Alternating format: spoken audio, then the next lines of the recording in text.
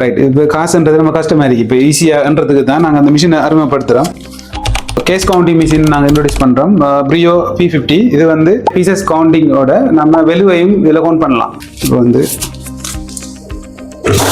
இதில் வெலு வந்து காட்டுது 12 பீசஸ் 6000 ரூபா இதில் இருக்கு. அடுத்து பார்த்தீங்கன்னு சொன்னால் நீங்கள் வந்து இப்போ 100 ரூபா நான் வச்சுக்கேன். 100 ரூபா வந்து இதில் வெலுவை நான் கவுண்ட் பண்ண போகிறேன். சரியான இதில் பீசஸையும் கவுண்ட் பண்ணி அதே டைம் இதில் வெலுவையும் நாங்கள் கவுண்ட் பண்ணலாம் இந்த மிஷினில். அப்போ நாங்கள் வந்து இதில் வந்து 100 ரூபான்னு சொல்லி இதில் செட் பண்ணணும். செட் பண்ணுறது சரியான ஈஸி. இப்போ 100 ரூபா செட் பண்ணியாச்சு. இங்கே பாருங்கள் 100 ரூபா செட் பண்ணியாச்சு. இப்போ வந்து நாங்கள் என்ன செய்ய போகிறோம், இதில் வெலுவை பார்க்க போகிறோம். பார்க்குறேன்னு சொன்னால் நம்மள நீங்கள் காசு இந்த மாதிரி போடுவீங்க. இது குயிக்காக தரும் 1100 ரூபா இதில் வெலு வந்து.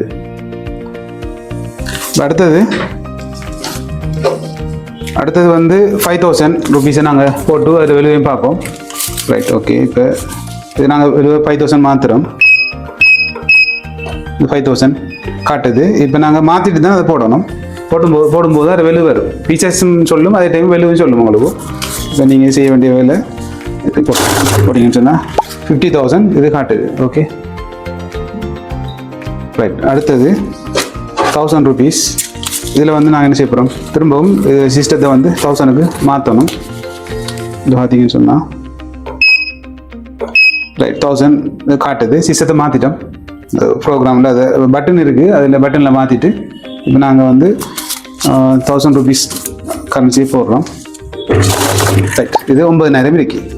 ஒட்டுமொத்தமாக நீங்கள் ஒவ்வொரு கரன்சியை செப்பரேட் பண்ணி நீங்கள் வெலுவை கவுண்ட் பண்ணலாம். தனி டிஸ்பிளே இருக்குது, டிஸ்பிளேயில் வைக்கலாம். கஸ்டமர் பார்க்குறதுக்கு இதை யூஸ் பண்ணலாம்.